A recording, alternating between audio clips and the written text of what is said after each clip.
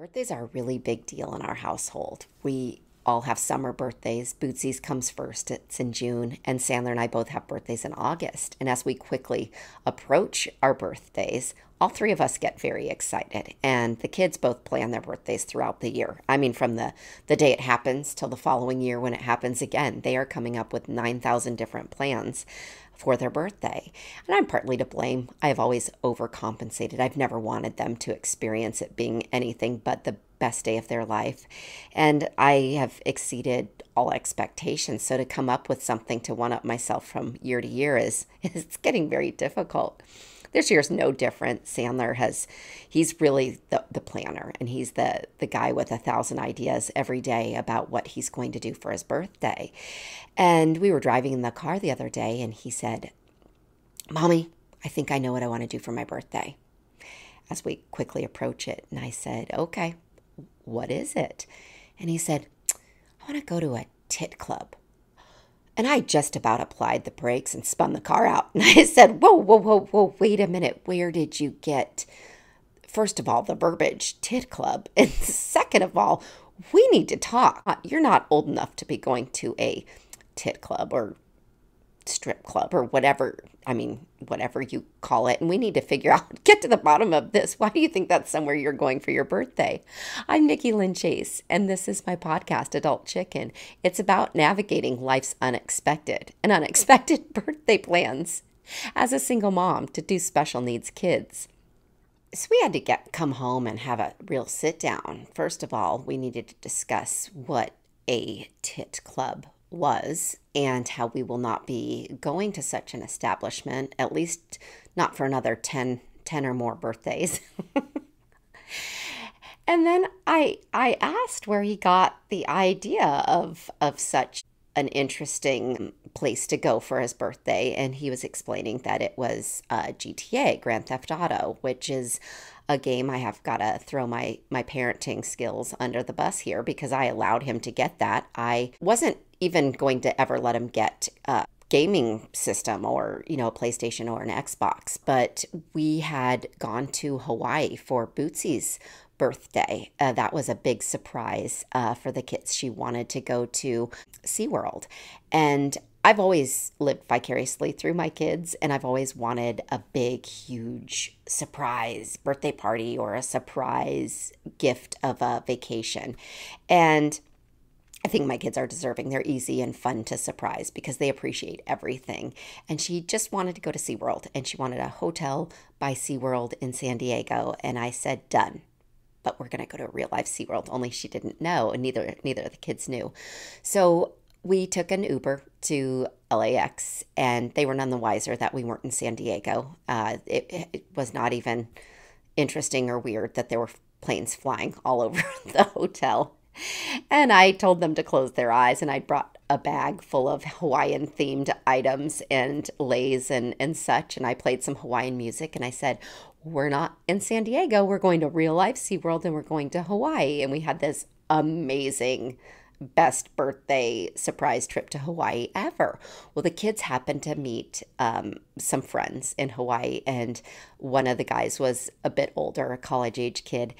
And he and Sandler really connected and became good buddies. Well, he had suggested, Sandler had been going on and on about his birthday. Sandler goes on and on about his birthday, as I said, every day, all year long, from one birthday to the next.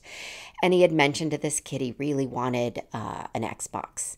And I had no idea what their exchange was, and that this guy had suggested, "Yeah, Sandler, you can do that." Because I think Sandler had said, "My mommy won't buy me one." And I had said, if you earn your own money, thinking I was safe, kind of like I thought I was safe with Bootsy. Earn your own money for a dog, and we'll never have to get one.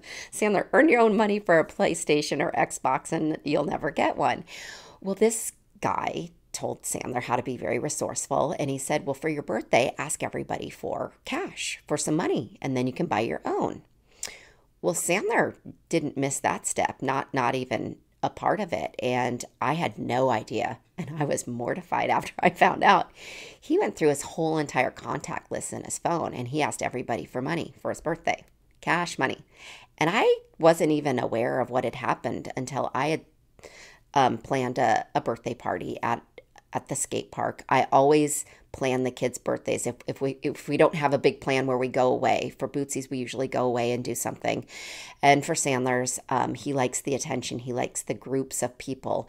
But I've always had that fear of having one of their birthdays and nobody showing up. So I've always made it at like a park or a public place just in case nobody does show up. We can invite strangers to have some cake, or at least it seems like there are people included in the party or the festivities.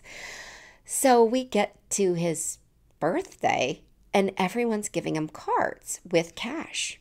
And some people are just handing him, $10 here and there. Or, I mean, some people gave him $100 bills. And I'm like, what the hell is going on here? Like, what is this? And he said, Mommy, I'm going to have my own money to get an Xbox. And it was so endearing and impressive that, of course, I mean, he had just about enough money to get one, and I supplemented the few bucks he didn't have. And I thought, you're getting an Xbox for your birthday. Holy cow.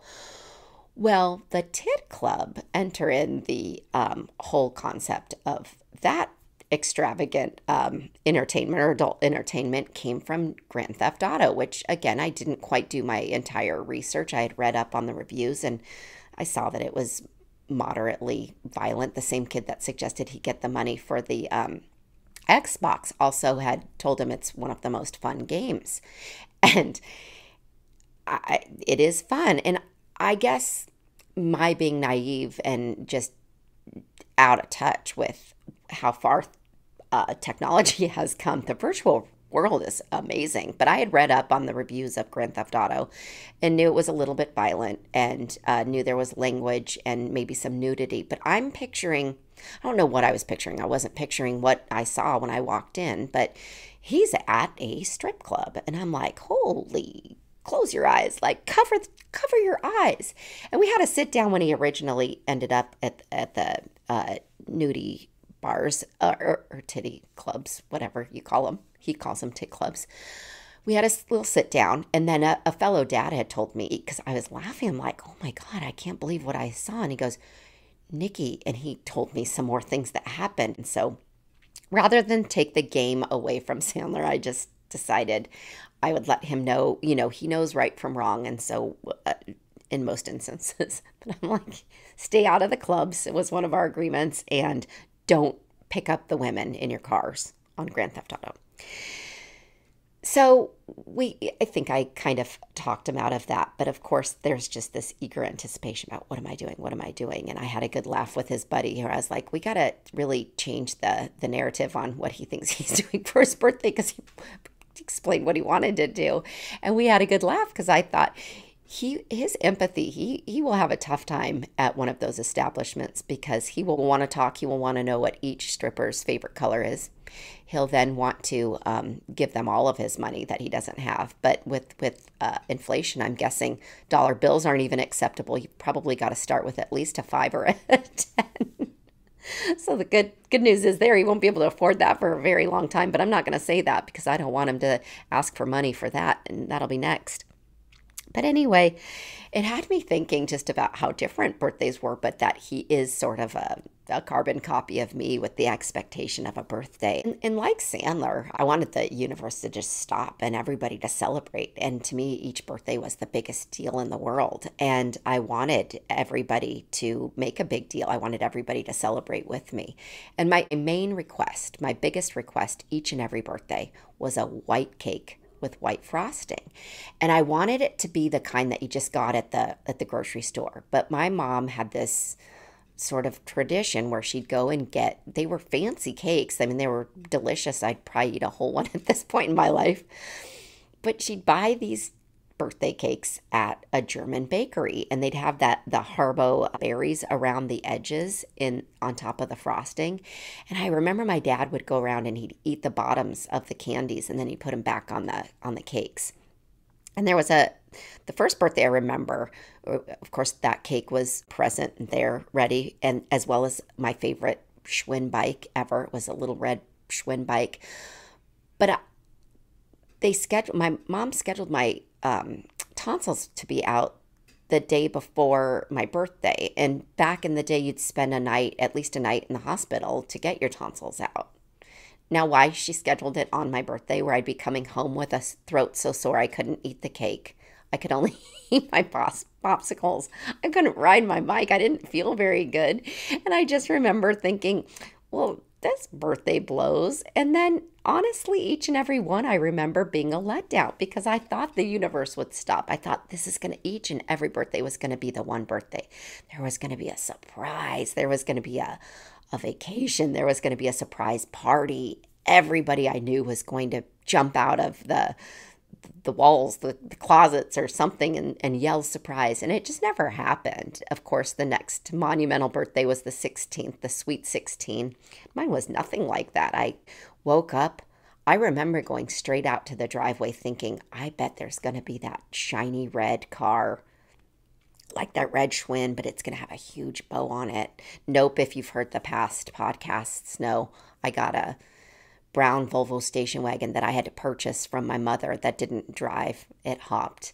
And then, let's see, the 21st birthday rolls around.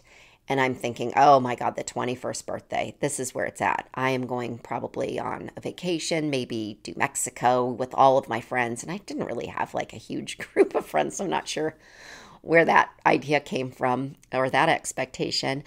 I just remember I woke up throwing up on a median in downtown Colorado Springs after a whole bunch of cement mixers. I'm sure I had some Mad Dog 2020.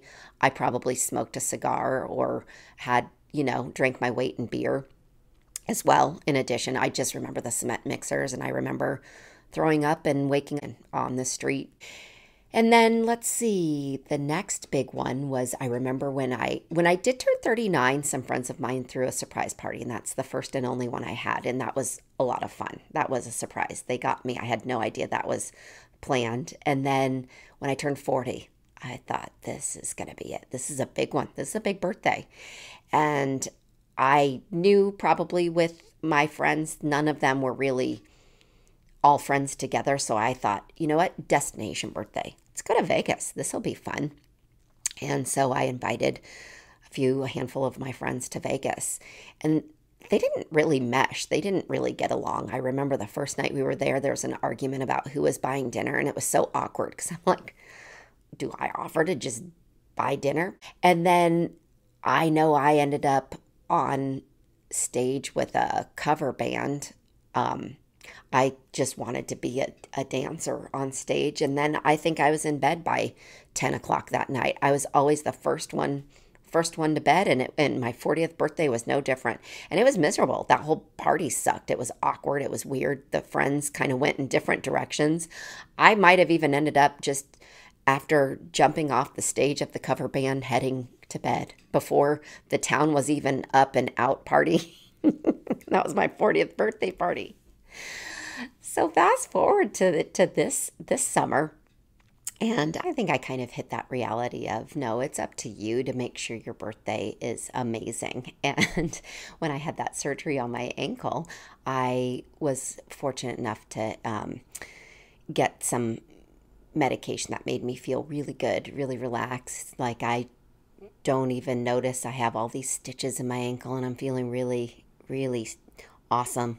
It's making me feel really wealthy, so I think I'm going to book myself on my bucket list dream vacation to Alaska. And I knew my kids would only want to see Alaska. I knew it was something I wanted to do with my kids, and I knew they'd only be interested. They're not interested in sights of different places, but I knew they'd be interested if there was unlimited ice cream, maybe a water park, even though it's probably freezing Arctic conditions and freezing cold, but they're kids and that's what they like. So next thing I know, I have surprised myself, my own self, with a amazing birthday gift of a surprise vacation that I had no intention or plan of buying to Alaska. And so for my birthday, we're off to Alaska and we're going to enjoy each and every second of the vacation. And I mean, what better surprise than the one that you gift yourself when you're medicated on painkillers for your surgery, sort of a get well gift and happy birthday all in one. Well, before we head out to Alaska, or we set sail on our trip to Alaska, it will be Sandler's birthday. So in lieu of Sandler's birthday being this week, today's special edition is about Chucky. And yes, Chucky the doll. Sandler, one of the funniest birthdays because it was just so shocking. It was before Chucky had really made a comeback. I mean, in the last few years, Chucky's become a thing again and you can find him everywhere. But 4 or 5 years ago, Sandler woke up one day, and as I said, they plan their birthdays every day all year long from one to the next. And that year was no different, of course, but he had gotten up and we were getting closer. It was summer months, but he said, I want to have a Chucky birthday. I looked at him, I said, Chucky? Who's Chucky? And he said, you know, the guy, Chucky. I said, the doll? Like the scary horror doll? And he said, yes, I want a Chucky birthday. I've always said, your wish is my command. I will make it happen to the best of my ability. And I thought, Chucky, how am I going to find a Chucky thing? Again, this is before Chucky had made his comeback. And I find a Chucky doll. It's not cheap. It's a freaking expensive Chucky doll. And this Chucky doll talks. And I had to hide it under my bed. And it says really scary things. And I laughed I got it way in advance. And I had to laugh because I thought, my God, this is like the scariest security system ever. If anybody ever were to come get us, I would just pull Chucky out. And I bet they'd run fast and furiously out of here. And the trick was, how was I going to throw Sandler a Chucky birthday party? This is before skateboarding had really taken off for him. And, you know, we didn't have very many close friends at his school. I knew a couple of the parents and a few of the kids, but I thought, I don't think they're going to be real comfortable with a Chucky birthday party. So I threw it at the park. I got him this elaborate Chucky cake. This bakery had done a great job, but it was scary. Chucky didn't really bother me, but it bothers a lot of people, especially people my age. So I didn't want the parents to come, and their kids were going to be horrified. It was at an age where kids were not going to be comfortable with Chucky. So I think he was turning 11 that year. And so we have a birthday party at the park, and I'm just thinking, oh God, if strangers come. And a friend of mine had called and just to wish him a happy birthday, and I had told her what I was doing. I said, I have to have his party at the park. It's just Bootsy and I. And she's like, I'll bring my kids over. We'll just kind of make it a thing. And I'm like, it's fine. I just have to forewarn you. It's a scary Chucky birthday. Like it might terrify your kids. And so they ended up coming. We did end up kind of inviting people around the neighborhood and from the park, mostly adults or people with poor vision who weren't going to be terrified that it was Chucky. And that entire year, Chucky went everywhere with us. He would buckle Chucky in the seatbelt. We would go to the grocery stores, or Trader Joe's was the first. I remember that being the first stop when he first got the doll. And he'd put Chucky in the shopping cart. And it was a relatively large doll, and he would take that thing. And people were mortified. And he was it was his best buddy. It still is. And we've not outgrown the Chucky. I thought, well, this is just a phase. Like everybody's into Spider-Man or Batman for a little bit. Sandler's has been Chucky, and everything has been Chucky for literally, I think at this point we are going on 5 years straight. Everything is Chucky. So chances are there might be a little Chucky birthday dream happening this year. Please tune in next week for the 411 or 911, I should say, in regard to all of our experiences and interesting encounters with doctors in the medical community. Please like, follow, subscribe, and share. You can find me on YouTube at Adult Chicken, also adultchicken.com. Be sure to get the .com in there. You can also find me on Apple and Spotify podcasts, as well as Instagram and TikTok, adult_chicken.